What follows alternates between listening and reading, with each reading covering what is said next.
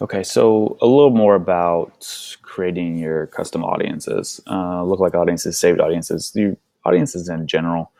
This is going to be, a huge part of everything you do. Over time, you'll be able to let Facebook's pixel, their algorithm, figure things out for you, right? So if you teach it, if you train it the right way, it's going to be able to figure out a lot of this. But in order to start it, we got to have our audiences on key. And I'll even go into more detail about like cool things you can do with certain audiences, and definitely more detail about your seed audience, and that'll be explained later. But in general, when you come here, you go into your assets and go to audiences, and it'll pull this up. Now, here's one of my accounts that I use for my business, and so I don't have all the audiences in this particular account that I would normally have in my other accounts, and just for reasons of me showing you these videos, right? So when we really break it down, we will want audiences to create audiences that are 1 day old, that are 3 days old, 7 days old, 30 days old, 60 days old. And these are all people who have come to your site and done something very specific. If you're a service-based business, they'll have spent time on your site. They'll have come back to your site multiple times. For whatever reason, they didn't convert. So then you'll make a specific audience out of that. If this is an e-commerce site, then it's add to carts, initiate checkouts, added payment info, purchased, looked at products, looked at specific products within your catalog, and then you go to what I call TOF, top of funnel stuff, which is kind of looking at and addressing your ideal clients, right? And so building those audiences. And so in order to do that, you go create audience and you go custom, look like, or saved. So for custom, it would be a perfect place for your web traffic. That is, like I said before, people who have visited your website in the past 30 days, whatever it is. You can get really crazy with inclusions and exclusions.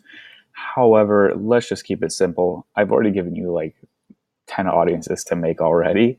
Let's just stick to that. If you're running ecom, then I highly suggest, obviously, you have your purchases and your add to carts. Those are the biggest two right there, as well as people who have come to your site, but mainly because if you're retargeting folks, which we'll get to also, when you're retargeting them, you're going to want to exclude purchases over X period of time, right? Because you're not going to want to keep on hitting them up over and over and over and over and over again. It'll be a waste of money, unless, of course, you got a product they can buy over and over and over and over again.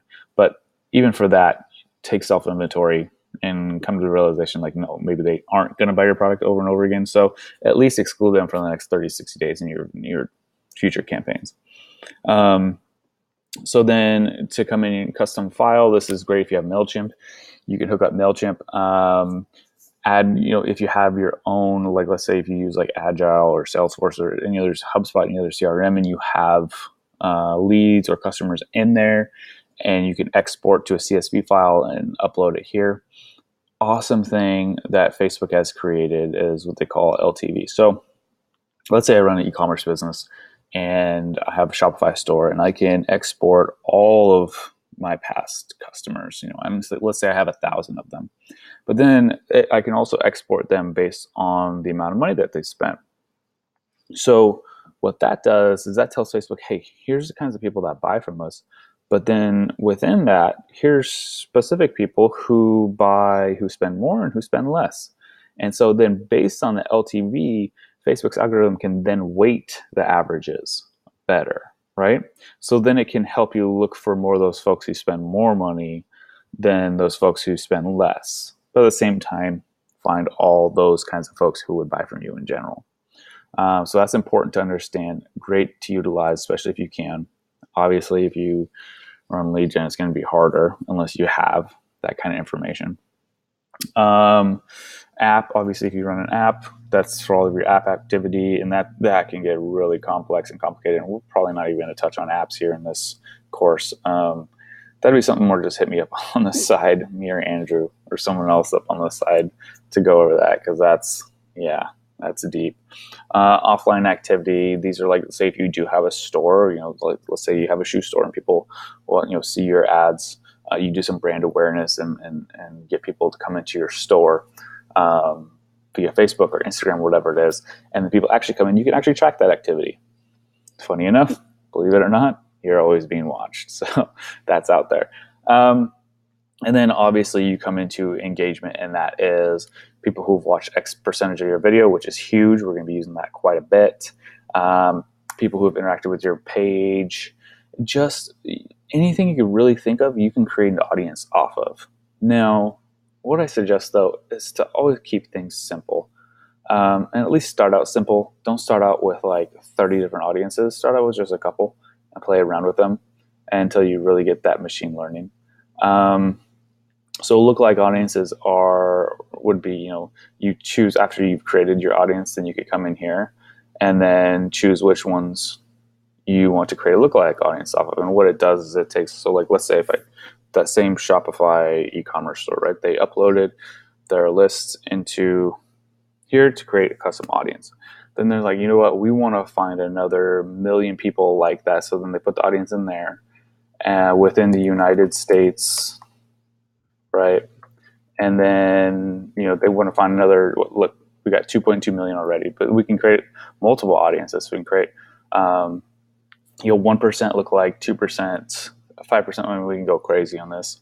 Like I said, just to begin with, if you're just playing around with it, just create one and go from there and see what happens. And then saved audiences. So remember when I was talking about audience insights and using that as a research tool, not as like a place to actually build out your audiences, because sometimes some of those interests or things that you can search up in audience insights will not actually, you won't be able to actually target them here. And so that's why it's fun to use that. Great place to do research. Have that open in another page as you're trying to build out this page. As you're trying to build out your saved audiences. And I think I have a whole other video about like really diving deep into saved audiences, because this is normally where I start, right? Especially once you have your ideal client, once you have that buyer persona set up, this is where you want to go. And so basically you can draft it all out. You can take that and basically integrate it right into here. So very important for you to understand. Very cool. It's amazing what Facebook gives you.